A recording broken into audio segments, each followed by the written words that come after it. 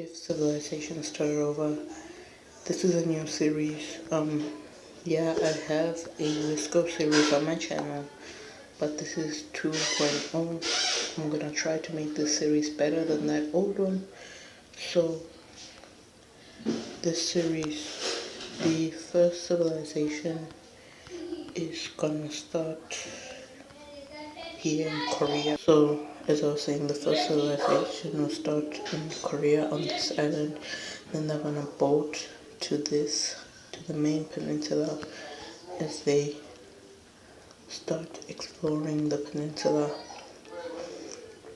not knowing that Japan even exists. So, I don't know how to explain this, how they got all the way from Africa all the way to this island. So, if you have your own explanations, you can put it up.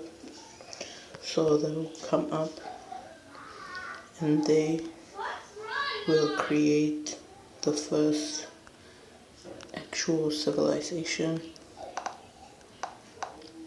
and it won't have a capital since it's like fairly prehistoric, as they claim this land right here.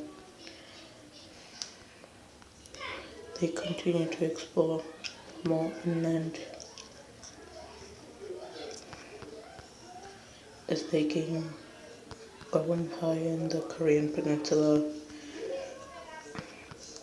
and and they manage to get big enough that they can actually make a capital. So we'll have to put a whole new layer for that. That capital over here, as they end up going with the high expansionist policy as they expand more, as they are no longer focusing on this area of their own nation, as they expand very high and they manage to go from their capital. This is a short to reach one Japanese isles. So we see them even colonizing as they expand far.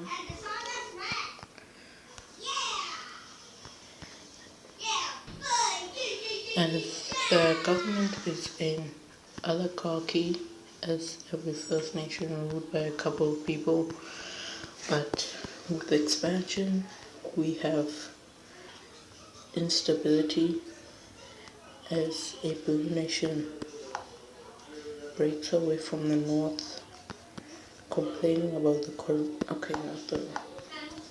complaining about the Koreans actually not focusing on this area that they're expanding to. I'm not trying to make the borders the exact same. So they keep on fighting and the peace treaty is signed. So I'll be back when I'm done with the peace treaty. As this is the land that they lose. So since the world is practically not explored, the Red Nation will start exploring more of Japan and starts exploring, and the Blue Nation starts exploring but not taking land. They don't explore that far.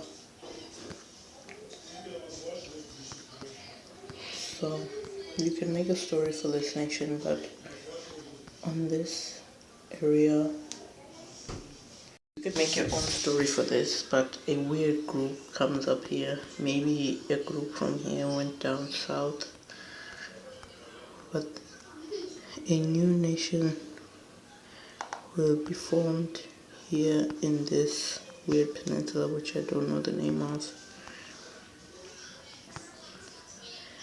as they claim all this land. And the Blue Nation also does expanding, but they broke up before expanding.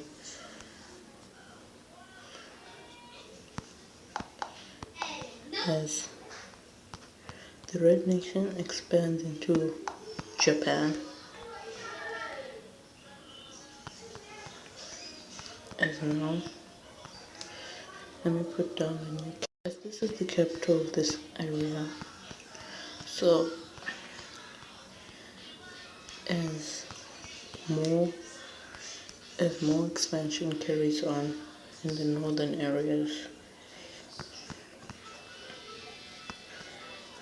and by the way, these areas don't know each other. These people start expanding south and more inland. South Koreans, or what I should call the Korean Empire, will start an expanding campaign into North Japan. But right after this, we see Korea, furious about their loss of land, end up declaring South Korea being the more dominant Korea with their king, their evil king, wanting the full Korean Empire, will start invading the north.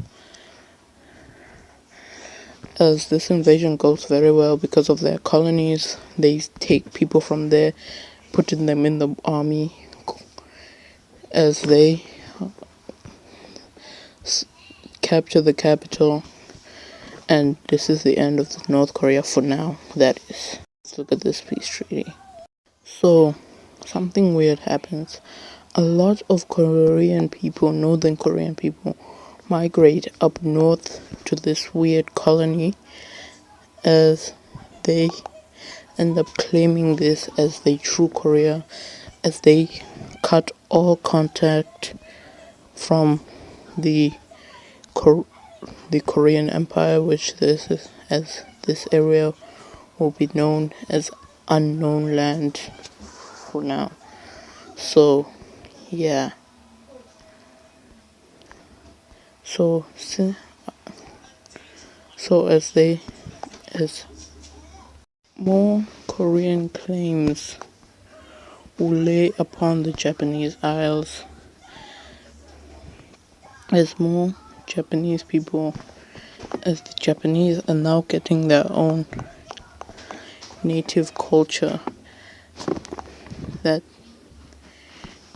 is a little bit close to the Korean culture, actually a lot close to the Korean culture, but a lot different. So that's what's happening now. Another nation that will expand because they have the chance to is China, as they expand more in the inland areas to relieve their capital. So since this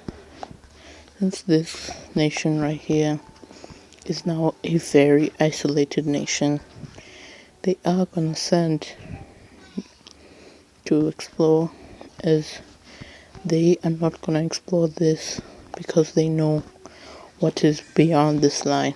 But the Koreans, since they all kept on exploring the Japanese Isles, will start exploring this land, getting super close. As after a few days of the Japanese Isles being under Korean occupation, the Japanese are going to have enough, as a large rebellion is gonna sweep through the Japanese, but they're going to push back the Koreans. And the Japanese are also, as this is a very back and forth war, so there will be a ceasefire at this border right here, which will be essentially the official Japanese border.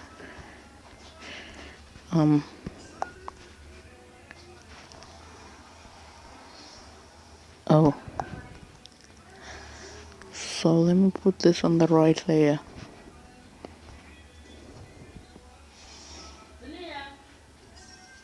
So, with the Japanese getting independence, the Koreans really thinking that actually the king of Korea actually thinking this time will call a state of isolation, but right after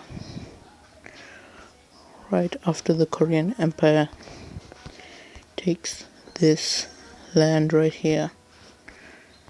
Sorry, right after the Korean Empire takes this unclaimed land, to call it, as they go into a state of isolation, no more exploration, nothing. So we're gonna see maybe the Korean Empire can advance more. The Japanese country will start more claiming of land in this area.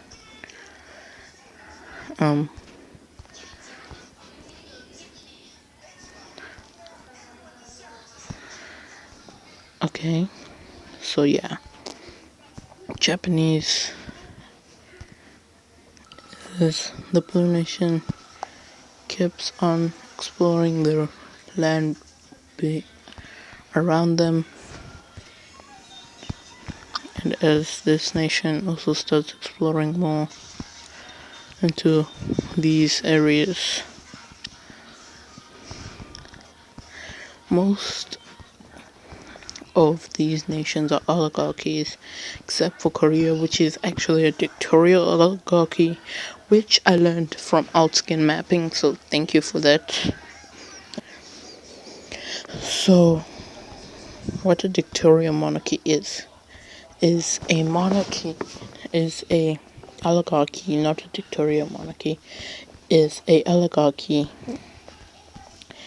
made out of normal people, which Korea is made out of 3 people, and those people are ruled by one leader. So that's what the dictatorial oligarchy is. It's only Korea that has taken this way of government. No other nation has done that. So, as you saw, China expanded. The blue team will also expand. And that will be the conclusion of this episode. If you liked it, I really think I made it out well, but if there was any flaws, comment down below. This series is mostly yours. Thank you for watching, and goodbye.